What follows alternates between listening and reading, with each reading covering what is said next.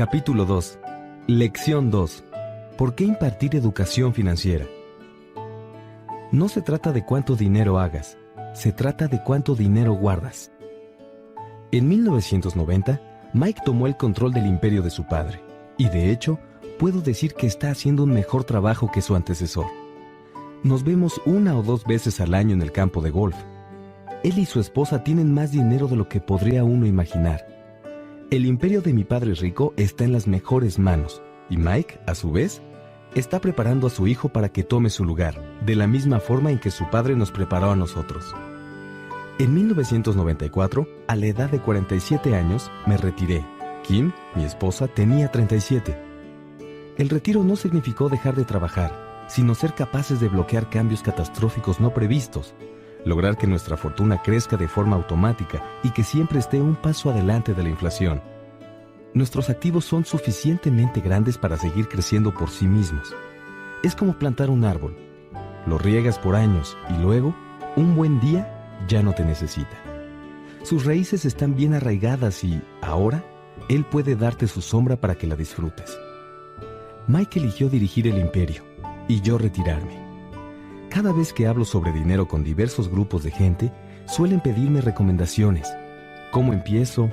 ¿Qué libro me sugiere? ¿Qué debo hacer para preparar a mis hijos? ¿Cuál es su secreto para obtener éxito? ¿Cómo puedo generar millones? Y cada vez que escucho estas preguntas, recuerdo la siguiente historia. Los hombres de negocios más ricos. En 1923, un grupo selecto conformado por los líderes mejor posicionados y los hombres de negocios más ricos del país sostuvo una reunión en el Hotel Edgewater Beach en Chicago.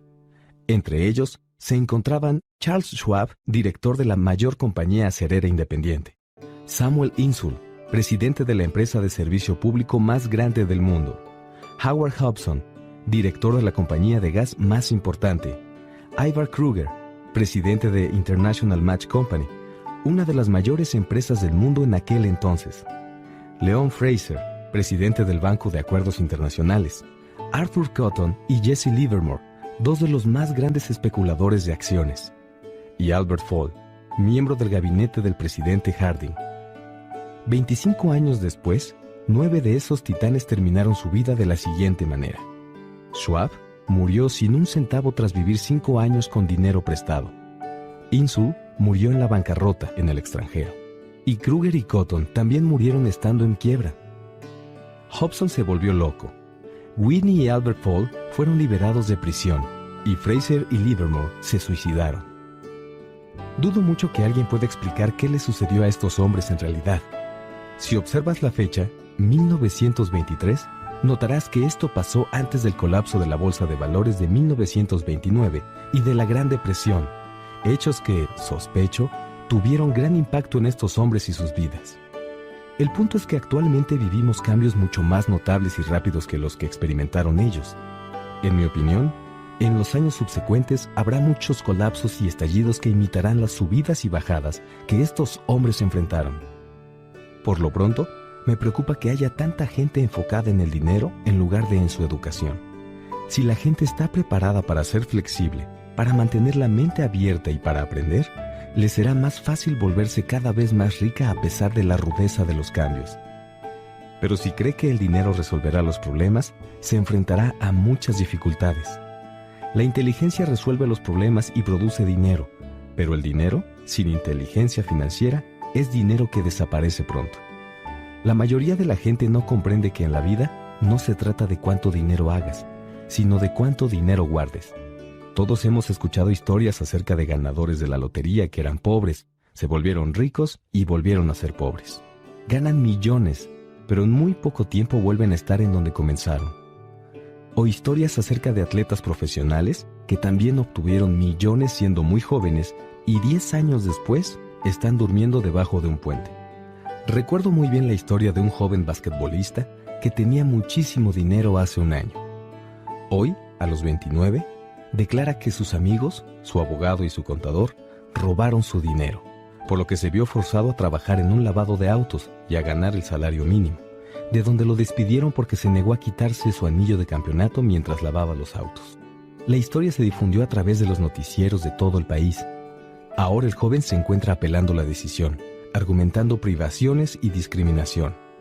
Dice que el anillo es lo único que le queda y que si se lo robaran, lo destruiría por completo.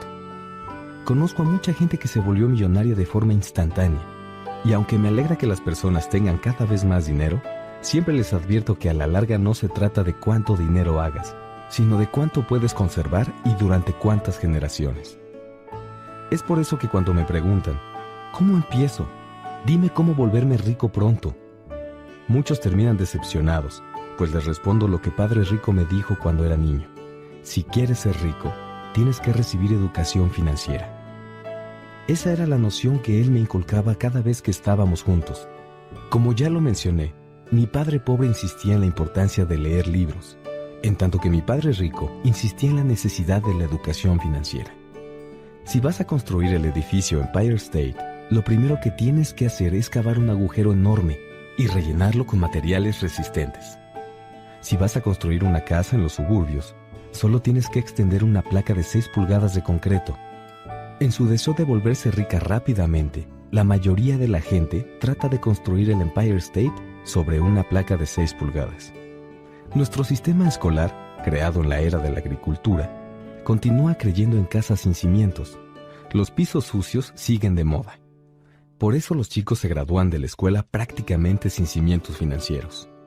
Un día, en el insomnio que los ataca en lo más interno de los suburbios, mientras viven el sueño americano, deciden que la respuesta a sus problemas financieros es encontrar la manera de hacerse ricos. Entonces comienzan la construcción de un rascacielos. Sucede rápido, por lo que muy pronto, en lugar de un edificio Empire State, lo que tenemos es la torre inclinada de los suburbios. Y en ese momento vuelven las noches de insomnio. Cuando Mike y yo llegamos a la edad adulta, pudimos elegir lo que deseábamos porque de niños nos enseñaron a construir cimientos financieros sólidos. Es posible que la contabilidad sea la materia más confusa y aburrida del mundo, pero si quieres ser rico a largo plazo, tal vez también sea la más importante. La pregunta de Padre Rico era cómo enseñarles a 2 niños una materia aburrida y confusa. La respuesta fue hacerla sencilla y enseñarla haciendo uso de imágenes. Mi Padre Rico vertió una capa de sólidos cimientos financieros para Mike y para mí, y como éramos niños, diseñó una manera sencilla de enseñarnos. Durante muchos años se dedicó a hacernos dibujos y utilizó pocas palabras. Mike y yo entendimos las imágenes, la jerga de las finanzas y el movimiento del dinero. Más adelante, Padre Rico añadió los números. Actualmente, Mike puede realizar análisis contables mucho más complejos y sofisticados porque tiene que dirigir su imperio. Mi imperio es más pequeño y por eso no soy tan sofisticado. Sin embargo, ambos procedemos de los mismos cimientos. En los siguientes minutos te explicaré de una forma sencilla los dibujos que diseñó el papá de Mike para nosotros. Aunque muy simples, estos sirvieron para guiar a 2 niños en la construcción de grandes cantidades de riqueza a partir de cimientos sólidos y profundos. Regla 1. Debes conocer la diferencia entre un activo y un pasivo y adquirir activos. Esto es lo único que necesitas saber si deseas ser rico. Es la regla número 1. Es la única regla. La mayoría de la gente no tiene idea de cuán profunda e importante es, a pesar de lo absurdamente sencilla que suena. Casi todo mundo tiene problemas económicos porque no sabe cuál es la diferencia entre un activo y un pasivo. La gente rica adquiere activos. Los pobres y la clase media adquieren pasivos a los que consideran activos, solía decir Padre Rico. Cuando Padre Rico nos explicó esto a Mike y a mí, pensamos que bromeaba. Ahí estábamos los dos, casi a punto de ser adolescentes y todavía esperando el secreto para volvernos ricos. Y esa fue su respuesta. Era tan sencilla que hicimos una larga pausa para reflexionar. ¿Qué es un activo?, preguntó Mike. No te preocupes ahora por eso, dijo Padre Rico. Solo permítete asimilar la idea. Si puedes entender su simplicidad, habrá un plan en tu vida y esta será más sencilla en el aspecto financiero. Es tan simple que por eso mucha gente no entiende esta noción. ¿Quiere decir que lo único que necesitamos saber es qué son los activos y adquirirlos? ¿Y entonces seremos ricos?, pregunté. Padre Rico asintió. Es así de simple. Si es tan simple, ¿por qué no todo el mundo es rico?, cuestioné. Padre Rico sonrió. porque la gente no sabe la diferencia entre un activo y un pasivo. Recuerdo que también le pregunté, ¿por qué están tan confundidos los adultos? Si es así de sencillo, si es tan importante, ¿por qué no todo mundo está interesado en averiguarlo? A Padre Rico solo le tomó unos minutos explicarnos qué eran los pasivos y los activos. Ahora que soy adulto, se me dificulta explicar el concepto a otros adultos. La sencillez de la idea elude a muchos porque fueron educados de una manera distinta. La gente recibió su educación de otros profesionales que estudiaron, como banqueros, contadores, corredores de bienes raíces y asesores financieros, entre otros. La dificultad radica en pedirles a otros adultos que olviden lo que saben o que vuelvan a ser niños. A menudo, un adulto inteligente siente que es vergonzoso prestar atención en definiciones tan sencillas. Padre Rico creía en el principio de mantener las cosas simples. Usaba las siglas KISS, beso en inglés, y significaba Keep it simple, stupid o Keep it super simple. Mantén las cosas simples, estúpido. Y por eso procuró que los conceptos fueran fáciles de entender para nosotros. Eso fue lo que hizo que nuestros cimientos financieros fueran tan sólidos. Pero entonces, ¿qué provoca la confusión? ¿Cómo puede la gente tergiversar algo tan transparente? ¿Por qué alguien compraría un activo que en realidad es un pasivo? La respuesta está en la educación básica. Y es que siempre nos enfocamos en la palabra educación y no en el término educación financiera. Lo que define si algo es un activo o un pasivo no son las palabras. De hecho, si en verdad deseas confundirte, busca las palabras activo y pasivo en el diccionario. Sé que la definición podrá sonar adecuada a un contador, pero para la persona promedio no tiene lógica. El problema es que nosotros, los adultos, somos demasiado arrogantes para admitir que algo no tiene sentido. Siendo niños, Padre Rico nos dijo, lo que define a un activo no son las palabras sino las cifras. Y si ustedes no pueden leer cifras, entonces tampoco podrán distinguir un activo de un agujero en el suelo. En la contabilidad, decía Padre Rico, lo importante no son los números, sino lo que estos te dicen. Es como con las palabras. Las palabras por sí solas no son relevantes. Lo que importa es la historia que te cuentan. Si quieres ser rico, tienes que saber leer y entender los números. Esto fue algo que Padre Rico nos repitió 1000 veces. También insistió mucho en que los ricos adquieren activos y los pobres y la clase media adquieren pasivos. Ahora explicaré la diferencia entre pasivo y activo. La mayoría de los contadores y profesionales de finanzas discrepan de estas definiciones. Sin embargo, debo insistir en que estos sencillos dibujos fueron el principio de los sólidos cimientos financieros que recibimos Mike y yo. Ahora te explicaré la diferencia entre activo y pasivo. Un estado financiero también se le denomina estado de pérdidas y ganancias. En él se miden el ingreso y el gasto, el dinero que entra y que sale. Por otro lado, existe un balance general. Se le llama así porque compara los activos con los pasivos. Muchas personas, inexpertas en finanzas, no conocen la relación que existe entre el estado financiero y el balance general, pero es fundamental entenderla. Tal como dije, cuando éramos niños, Padre Rico solo nos explicó que los activos ponen dinero en tu bolsillo. Concreto, sencillo y práctico. En pocas palabras, un activo es algo que pone dinero en tu bolsillo. Un pasivo es algo que saca dinero de él. Básicamente, esto es todo lo que necesitas saber. Si quieres ser rico, necesitas pasarte la vida comprando activos.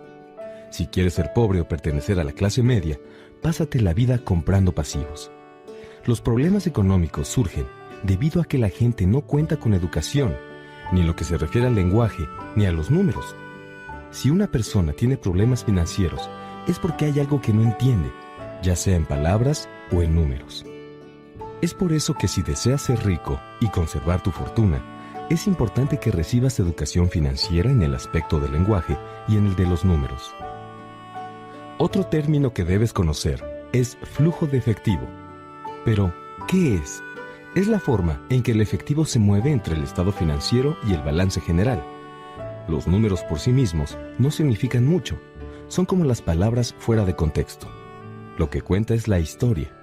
En lo que se refiere a reportes financieros, la lectura de las cifras equivale a identificar el argumento, es decir, la historia sobre hacia dónde fluye el dinero. En el 80% de las familias, la historia financiera describe trabajo arduo por venir. Por desgracia, este esfuerzo será infructuoso porque esas mismas familias pasarán su vida comprando pasivos en lugar de activos. Ahora veremos la diferencia del patrón de flujo de efectivo de una persona pobre, una persona de clase media y una persona rica. 1. Una persona pobre va a destinar su salario en gastos básicos como impuestos, renta, alimentos, transporte y ropa, y no va a poder tener un ahorro. 2. Una persona de clase media va a gastar más de su salario en gastos como impuestos, hipoteca, mensualidad del auto, pago a tarjetas de crédito, pago de colegiatura, etc. 3. Una persona rica va a hacer todo lo contrario, ya que no depende solo de un salario, sino de otro tipo de ingresos como inversiones, bonos, acciones, bienes raíces, etc., pero que tiene de igual manera gastos como hipoteca, préstamos personales, tarjetas de crédito, certificados, propiedades intelectuales, etc. Resulta obvio que estos ejemplos que te di están sumamente simplificados. Todo mundo tiene gastos diarios y necesita alimento, refugio y ropa. El flujo de efectivo es lo que cuenta la historia acerca de cómo las personas manejan su dinero. Empecé hablando sobre los hombres más adinerados de los Estados Unidos, porque quería ilustrar la gran falla que implica creer que el dinero puede resolver cualquier problema. No es verdad. Por eso me da mucha pena cada vez que la gente me pregunta cómo empezar o cómo puede volverse rica rápidamente. Con frecuencia, escucho cosas como: estoy endeudado, por eso tengo que ganar más dinero. Sin embargo, contar con más dinero no resolverá el problema. De hecho, puede incluso tornarlo más complejo. El dinero pone en evidencia nuestras trágicas fallas humanas y señala aquello que desconocemos de nosotros mismos. Es por eso que, generalmente, cuando una persona recibe de forma repentina una cascada de dinero, como por ejemplo en el caso de una herencia, aumento de sueldo o por ganarse la lotería, en muy poco tiempo regresa al desastre financiero en el que se encontraba antes. El dinero solo reafirma el modelo de flujo de efectivo que ha concebido tu mente. Si tu patrón consiste en gastar todo lo que ganas, lo más probable es que al tener más dinero, incrementes la cantidad que gastas. Recuerda el dicho: dinero que volando vino, se va por igual camino. En muchas ocasiones he dicho que vamos a la escuela para adquirir habilidades académicas y profesionales. Ambas son importantes. El dinero lo aprendemos a hacer con las habilidades profesionales. En la década de los 60, cuando estaba en la preparatoria, si a alguien le iba bien en el aspecto académico, la gente asumía que era un gran estudiante y que se convertiría en médico porque esa era la profesión que prometía las mayores recompensas financieras. En la actualidad, los médicos enfrentan problemas económicos que yo no le desearía ni a mis peores enemigos. Las compañías de seguros se están apoderando de sus negocios. La industria de la salud está manipulada.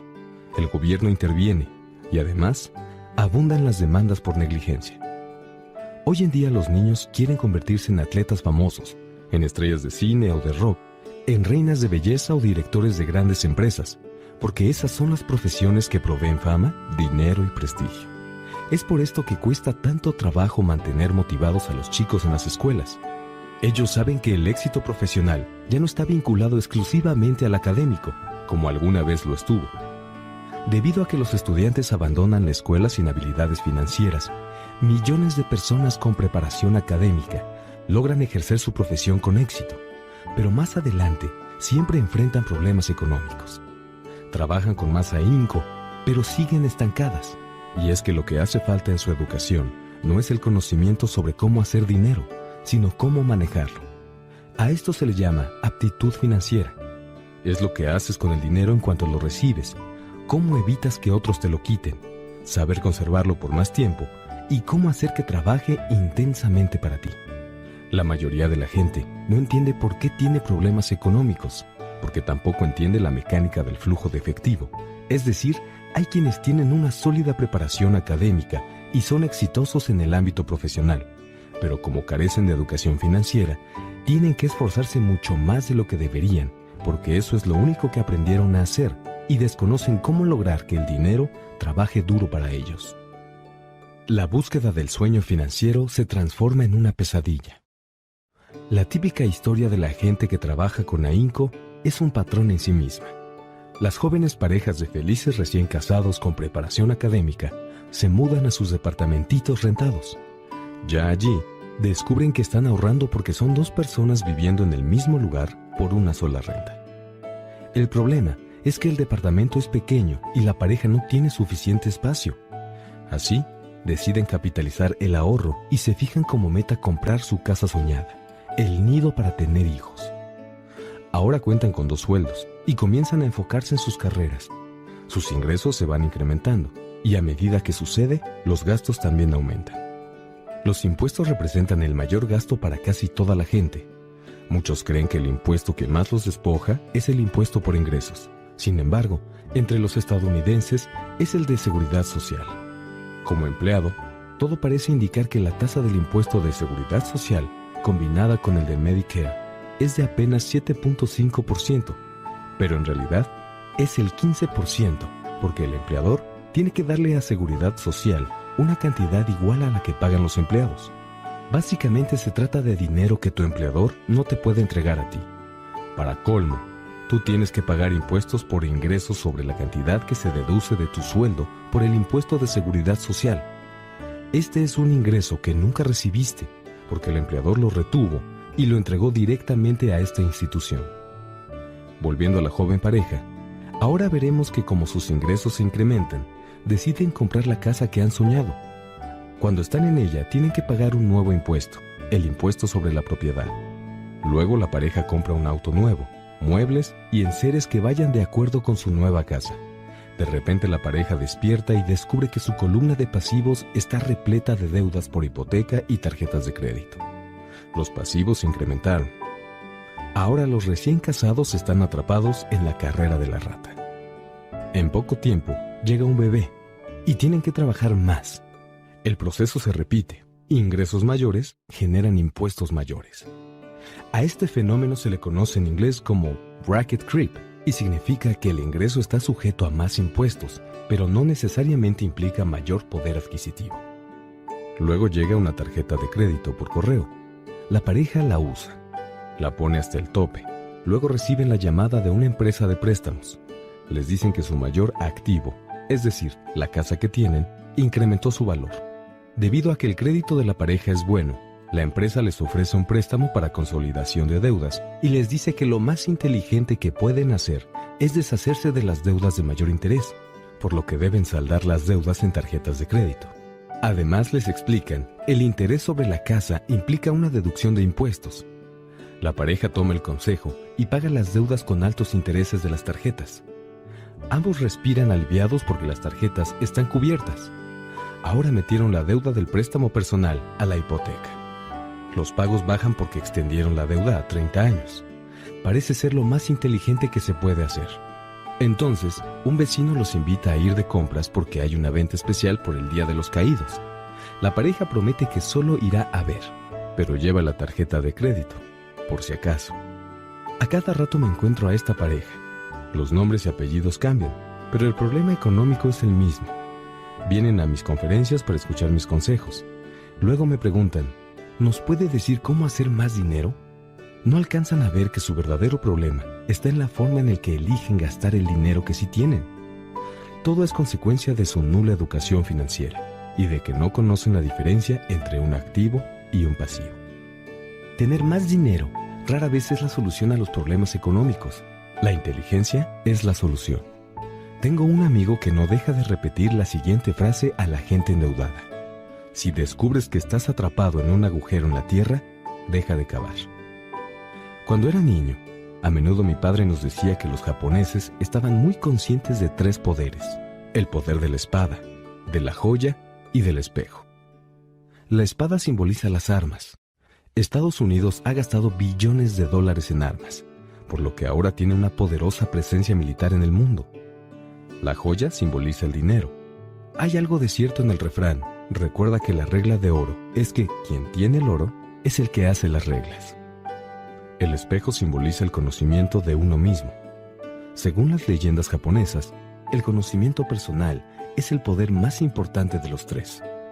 Muy a menudo, la gente pobre y de la clase media permite que el poder del dinero la controle. El solo hecho de levantarse para ir a trabajar, cada vez con más ganas para conseguirlo, es lo que impide que la gente se pregunte si lo que está haciendo es lógico. Esto, a su vez, la limita desde antes de salir de casa. La mayoría se encuentra a merced del dinero porque no entiende su funcionamiento. Si usara el poder del espejo, ya se habrían preguntado, ¿esto tiene sentido? Con frecuencia, en lugar de confiar en su sabiduría personal, en ese genio e inteligencia que radica en cada uno de nosotros, la gente solo imita a la multitud. Todos hacen las cosas porque ven a otros hacerlas. Se conforman en lugar de cuestionarse. A veces repiten sin pensar lo que les han dicho siempre. Diversifícate. Tu casa es un activo. Tu casa es tu mayor inversión. Si te endeudas más, puedes conseguir un beneficio fiscal. Consigue un empleo seguro. No cometas errores. No corras riesgos. Se dice por ahí que la mayoría de la gente le tiene más miedo a hablar en público que a la misma muerte. Y según los psiquiatras, el miedo a hablar en público es provocado por el temor a la exclusión social, a sobresalir, a la crítica, a hacer el ridículo, a no pertenecer. El miedo a ser distinto es lo que inhibe a la gente y le impide buscar nuevas formas para resolver sus problemas. A eso se refería mi padre pobre cuando decía que los japoneses valoraban el poder del espejo por encima de los demás. Solo cuando nos miramos en él, encontramos la verdad. El miedo es lo que hace que la gente diga, no te arriesgues. Es algo que sucede en todos los ámbitos, deportivo, personal, profesional o financiero. Ese mismo miedo, el miedo al ostracismo, hace que la gente se conforme y ni siquiera cuestione las opiniones más aceptadas o las tendencias populares. Tu casa es un activo. Consigue un préstamo para consolidación de deuda y paga lo que debes. Trabaja más duro, consigue un ascenso. Algún día seré vicepresidente, ahorra dinero. En cuanto obtenga un aumento, compraré una casa nueva para la familia. Los fondos mutualistas son seguros. Y por desgracia, muchos problemas financieros surgen porque la gente siempre quiere estar al mismo nivel que los vecinos. A veces, lo único que necesitamos hacer es mirarnos al espejo y escuchar a nuestra sabiduría interior en lugar de a nuestros temores. Mike y yo empezamos a tener problemas en la escuela para cuando cumplimos 16 años. No éramos malos chicos, pero nos estábamos alejando de la demás gente. Trabajábamos para el papá de Mike todos los días al terminar las clases y los fines de semana.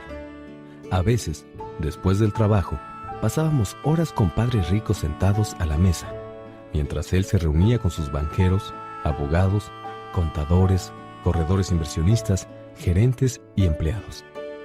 Teníamos frente a nosotros a un hombre que abandonó la escuela a los 13 años, pero ahora dirigía, daba instrucciones y órdenes, y les hacía preguntas a personas con mucha mayor preparación escolar que él. Estas personas atendían todas sus peticiones y se preocupaban si él no aprobaba sus acciones. Era un hombre que no siguió a las multitudes, que llegó a sus propias conclusiones y que detestaba la frase «tenemos que hacerlo de esta manera porque así lo hace todo el mundo». Lo mismo le sucedía con «no podemos». De hecho, si querías que hiciera algo, solo tenías que desafiarlo diciéndole «no creo que puedas». Mike y yo aprendimos más asistiendo a sus reuniones que en todos los años que pasamos en la escuela, incluyendo los que fuimos a la universidad. El padre de Mike no era una persona con preparación académica, pero tenía educación financiera y por lo mismo también tenía éxito. En muchas ocasiones nos repitió, una persona inteligente contrata a gente más inteligente que ella. Gracias a esta filosofía, Mike y yo tuvimos la oportunidad de pasar horas escuchando a gente brillante y aprendiendo de ella. También, debido a lo mismo, no pudimos obedecer el dogma tradicional que predicaban nuestros maestros, y eso nos ocasionó problemas. Cada vez que el maestro decía, si no sacan buenas calificaciones, no les va a ir bien en el mundo real, Mike y yo arqueábamos las cejas. Cuando nos decían que debíamos obedecer procedimientos y no despegarnos de las reglas, nos dábamos cuenta de que en la escuela no alentaban la creatividad. Fue entonces que empezamos a entender por qué Padre Rico nos decía que las escuelas estaban diseñadas para producir buenos empleados en lugar de buenos empleadores. A veces, Mike y yo les preguntábamos a nuestros maestros de qué manera íbamos a poder aplicar en el mundo real lo que estábamos estudiando ahí, o por qué nunca hablábamos sobre el dinero y la forma en que funcionaba. A esta segunda pregunta, casi siempre nos contestaban que el dinero no era importante, que si ejercíamos nuestra profesión con excelencia, éste llegaría por sí solo. Obviamente, entre más aprendíamos acerca del poder del dinero, más nos alejábamos de nuestros maestros y compañeros. Mi padre pobre nunca me presionó respecto a las calificaciones. No obstante, discutimos mucho acerca del dinero. Creo que para cuando cumplí 16 tenía bases más sólidas en lo que se refiere al dinero que él o mi madre. A esa edad ya podía llevar libros contables y entender de qué hablaban los contadores fiscales, abogados corporativos, banqueros, corredores de bienes raíces e inversionistas, entre otros. Mi padre pobre, por otra parte, solo hablaba con otros maestros. Un día me dijo que nuestra casa era su mayor inversión, pero cuando le expliqué por qué pensaba que no era así, tuvimos una discusión bastante desagradable. Su percepción era que para él, su bien inmueble era un activo, mientras que para mi padre rico era un pasivo. Recuerdo el día que le expliqué a mi padre pobre cómo era el flujo de efectivo. También le enseñé los gastos secundarios que implicaban ser dueño de una casa como pago de la hipoteca, impuestos sobre la propiedad, seguro, mantenimiento, servicios, etc. Un inmueble de mayor tamaño significaba más gastos, por lo que el flujo de efectivo continuaba saliendo en gasto. Hasta la fecha, la gente continúa cuestionándome respecto a mi noción de que una casa no es un activo. Sé que para muchas personas, una casa representa la mayor inversión de su vida y un sueño personal. Y sé que, naturalmente, ser el propietario de tu propia casa es mejor que no tener nada. Pero solo trato de ofrecer una alternativa a este dogma tan arraigado. Si mi esposa y yo fuéramos a comprar una casa más grande y ostentosa, sabríamos que no podríamos considerarla un activo. Sería un pasivo porque nos obligaría a dejar que saliera dinero de nuestros bolsillos. Pues bien, este es mi argumento. En realidad no espero que toda la gente esté de acuerdo conmigo, porque sé que una casa es algo que provoca emociones fuertes, y cuando se trata de dinero, lo emocional tiende a disminuir la inteligencia financiera. Por experiencia personal, sé que el dinero tiene la capacidad de hacer que toda decisión se vuelva un asunto emotivo. En lo que se refiere a casas, la mayoría de la gente trabaja para pagar un bien inmueble que nunca llega a pertenecerle. Dicho de otra forma, casi todo mundo compra una casa nueva cada cierto tiempo, y en cada ocasión incurre en un nuevo esquema de pago a 30 años para cubrir el anterior. A pesar de que la gente recibe beneficios fiscales sobre los intereses por los pagos hipotecarios, también cubre todos sus otros gastos con dinero neto después de impuestos, incluido cuando ya terminó de pagar la hipoteca. Los padres de mi esposa se quedaron conmocionados cuando los impuestos sobre la propiedad de su casa se incrementaron hasta $1,000 al mes. Como eso fue después de que se retiraron, el aumento significó una gran carga en su presupuesto para el retiro. Al final, se tuvieron que mudar. El valor de las casas no siempre sube. Tengo amigos que deben $1 millón por una casa que actualmente se vendería por una cantidad muchísimo menor. Las mayores pérdidas son las que se producen por dejar pasar oportunidades. Si tienes todo tu dinero vinculado a tu casa, tal vez te verás forzado a trabajar más porque tu capital continuará agrandando la columna de gastos en lugar de añadirse a la de activos. Es decir, el clásico patrón de flujo de efectivos de la clase media.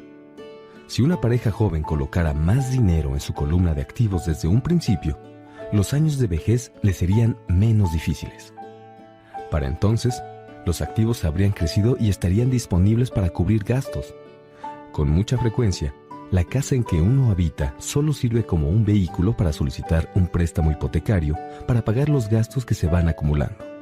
En resumen, tomar la decisión de poseer una casa demasiado costosa en lugar de comenzar un portafolio de inversiones tiene sobre el individuo un impacto que se manifiesta en por lo menos las 3 maneras siguientes.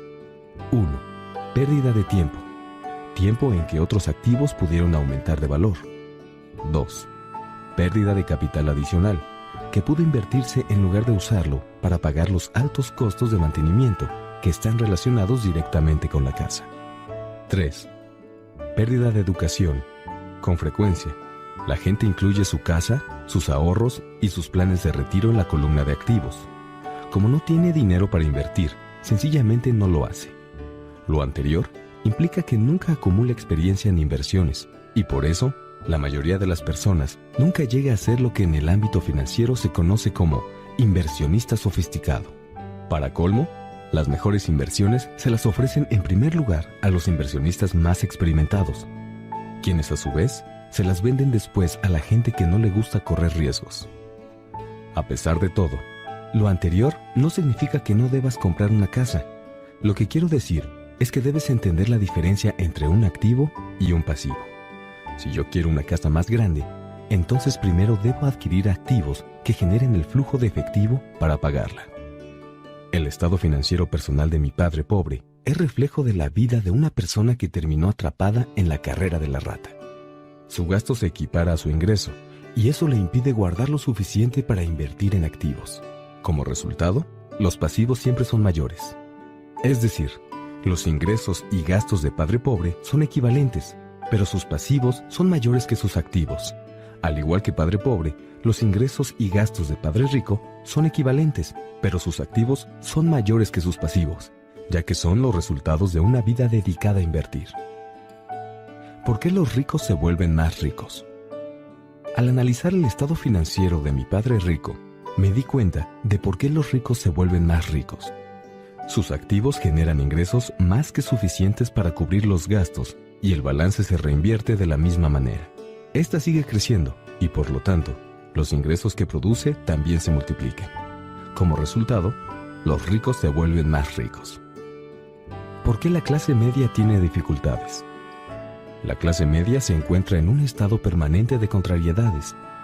Los ingresos principales de la gente que pertenece a este sector provienen de su salario. A medida que los sueldos aumentan, también lo hacen los impuestos. Los gastos tienden a incrementarse en proporción al salario. De ahí proviene el concepto de la carrera de la rata. La clase media considera que su casa es su activo primario y por eso no invierte en activos que produzcan ingresos. Este modelo, en que a la casa se le considera una inversión, y la filosofía de que un aumento de sueldo implica que es posible comprar un bien inmueble mayor o gastar más, es la base que sustenta nuestra endeudada sociedad actual. El incremento en el gasto conduce a las familias a incurrir en deudas más grandes y les produce mayor incertidumbre financiera a pesar de que, al mismo tiempo, están creciendo en sus empleos y reciben aumentos de manera regular. Es un estilo de vida de alto riesgo, producto de la educación financiera deficiente. La pérdida masiva de empleos en tiempos recientes es prueba de lo vulnerable que en realidad es la clase media en el aspecto económico. Los planes 401(k) están reemplazando a los planes de pensión de las empresas y obviamente Seguridad Social se encuentra en problemas y no se puede confiar en ella como una fuente de ingresos segura para el retiro. El pánico se extiende entre la clase media. Los fondos mutualistas son muy populares hoy en día porque se supone que representan seguridad y porque sus compradores regulares están demasiado ocupados trabajando para pagar sus impuestos e hipotecas, ahorrar para los estudios universitarios de sus hijos y para pagar las tarjetas de crédito. Los usuarios de este tipo de fondos no tienen tiempo para estudiar temas de inversión y por eso tienen que confiar en la experiencia del administrador de un fondo mutualista. Además, debido a que el fondo incluye varios tipos de inversión, los usuarios creen que su dinero estará más seguro porque se encontrará diversificado. Los usuarios, un sector de la clase media que cuenta con preparación académica, se apegan al dogma que pregonan los corredores de fondos y los asesores financieros. Juega a la segura, no corras riesgos. Pero en el fondo, la verdadera tragedia es que la falta de educación financiera genera los riesgos que enfrenta la gente promedio de la clase media. Estas personas tienen que jugar a la segura, porque su situación financiera siempre es, en el mejor de los casos, endeble. Sus balances generales carecen precisamente de balance. Se encuentran cargados de pasivos y no cuentan con activos legítimos que puedan producirles ingresos. Por lo general, la única fuente de ingresos de la clase media es su cheque de nómina, y por eso su estilo de vida depende por completo de su empleador. Para colmo, cuando se les presentan verdaderas oportunidades únicas en la vida, no pueden aprovecharlas. Trabajan demasiado pagan demasiados impuestos y sus deudas nunca acaban. Como mencioné al principio de esta sección, la regla más importante es saber cuál es la diferencia entre un activo y un pasivo. En cuanto logres entenderla, concentra tus esfuerzos en adquirir activos que generen ingresos. Esa es la mejor manera de iniciar el camino hacia volverse rico. Si continúas haciéndolo, tu columna de ingresos crecerá. Mantén los pasivos y los gastos al mínimo para que tu dinero esté disponible y puedas seguir vertiendo activos en la columna correspondiente. En muy poco tiempo, la cantidad de activos que manejes será tan grande que estarás en posibilidad de contemplar inversiones de un grado de especulación mayor. Inversiones que podrían tener retornos del 100% al infinito. Inversiones de $5,000 que en poco tiempo se convertirán en 1,000,000 más. Esas inversiones a las que la clase media llama demasiado riesgosas. Recuerda que para la gente que cuenta con educación financiera, invertir no implica riesgos tan grandes. Pero si solo haces lo que los demás, seguramente obtendrás el siguiente panorama en tu estado financiero. Ingreso: trabajo realizado para una empresa. Salario. Gasto: trabajo realizado para el gobierno. Impuestos. Pasivos: trabajo realizado para el banco. Hipoteca. Y los activos, en cero. Y si eres empleado y también tienes una casa, el esfuerzo que inviertes en trabajar se ve de la siguiente manera. 1. Trabajo para la empresa. Los empleados hacen que quien se enriquezca sea el dueño del negocio o los socios, pero nunca ellos mismos. Tu esfuerzo servirá para acrecentar el éxito y la cantidad de dinero que estará disponible para el retiro del dueño. 2. Trabajo para el gobierno. El gobierno toma su tajada de tu cheque de nómina, incluso antes de que le pongas las manos encima. Al trabajar con más ahínco, solo incrementas la cantidad de impuestos que el gobierno toma. En general, el trabajo que realiza la mayoría de la gente de enero a mayo es para cubrir lo que tiene que pagarle al gobierno. 3. Trabajo para el banco. El siguiente mayor gasto, después de pagar impuestos, es usualmente el que corresponde al pago de hipoteca y deuda en tarjetas de crédito. El problema de trabajar cada vez más es que cada uno de estos 3 niveles implican que cedas una porción más grande de tu esfuerzo. Tienes que aprender a hacer que el aumento en tu trabajo te beneficie a ti y a tu familia de manera directa. ¿Cómo deberás fijar tus metas cuando al fin decidas concentrarte en tu propio negocio? Es decir, enfocar tus esfuerzos para conseguir activos en lugar de un cheque más grande. La mayoría de la gente tiene que conservar su empleo y continuar dependiendo de su sueldo para poder enfrentar la adquisición de activos. Y a medida que crezcan los activos, ¿cómo se medirá el alcance del éxito obtenido? ¿Cómo puede saber una persona que ya es rica, que ya alcanzó la riqueza? Además de tener mis propias definiciones para los conceptos activos y pasivos, también tengo una noción específica de la riqueza. En realidad la tomé prestada de un hombre llamado R. Buckminster Fuller. Algunos lo consideran un charlatán y otros un genio. Hace varios años causó controversias entre los arquitectos porque solicitó una patente para algo a lo que llamó domo geodésico. En su solicitud, por cierto, Fuller también mencionó algo acerca de la riqueza. Al principio parecía un poco confuso, pero al seguir leyendo empezaba a sonar lógico. La riqueza es la capacidad de una persona para sobrevivir cierta cantidad de días a futuro. O dicho de otra manera, si dejara de trabajar hoy, ¿cuánto tiempo podría sobrevivir? A diferencia del valor neto, es decir, de la diferencia entre tus activos y tus pasivos que con frecuencia se caracteriza por incluir los objetos inútiles más costosos y las opiniones acerca de lo que valen las cosas, esta definición de riqueza nos da la oportunidad de desarrollar una forma de medición verdaderamente precisa. En este momento, yo podría medir y saber en dónde me encuentro en relación con mi objetivo de volverme independiente en el aspecto económico. A pesar de que el valor neto de una persona a menudo incluye activos que no producen efectivo, como artículos que compraste alguna vez y ahora están empolvándose en el garage, la riqueza mide cuánto dinero está produciendo tu propio dinero y, por tanto, cuál es tu capacidad de supervivencia financiera. La riqueza es la medida del flujo de efectivo de la columna de activos, comparada con la de la columna de gasto. Usemos un ejemplo. Digamos que en mi columna de activos tengo un flujo de efectivo de $1,000 al mes y que mis gastos mensuales ascienden a $2,000. ¿Cuál es mi riqueza? Volvamos a la definición de Buckminster Fuller. ¿Cuántos días puedo vivir de aquí en adelante de acuerdo con esta medición? Si considero meses de 30 días, entonces tengo un flujo de efectivo suficiente para medio mes. En cuanto logre tener un flujo de efectivo mensual de $2,000 proveniente de mis activos, entonces podré considerarme una persona con suficiente dinero. Así pues, aunque todavía no sea rico, sí tengo lo necesario para vivir. Ahora cuento con ingresos mensuales, producto de mis activos, que cubren los gastos por esa misma cantidad de tiempo. También observa que en este punto ya no dependo del sueldo. Me enfoqué en construir una columna de activos que me hiciera independiente en el aspecto económico, y lo logré. Si en este momento renunciara a mi trabajo, podría cubrir mis gastos mensuales con el flujo de efectivo que generan mis activos. Mi siguiente objetivo sería reinvertir el exceso de flujo de efectivo en la columna de activos.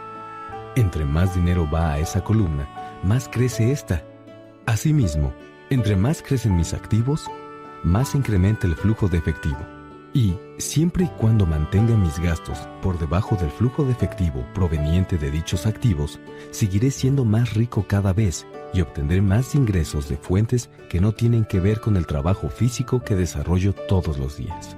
Si este proceso de reinversión continúa, entonces estaré en el camino de volverme rico. Recuerda lo siguiente: los ricos compran activos, los pobres solo incurren en gastos. La clase media compra pasivos que cree que son activos. Entonces, ¿cómo empiezo a enfocarme en mi propio negocio para dedicarme solo a él? ¿Cuál es la respuesta?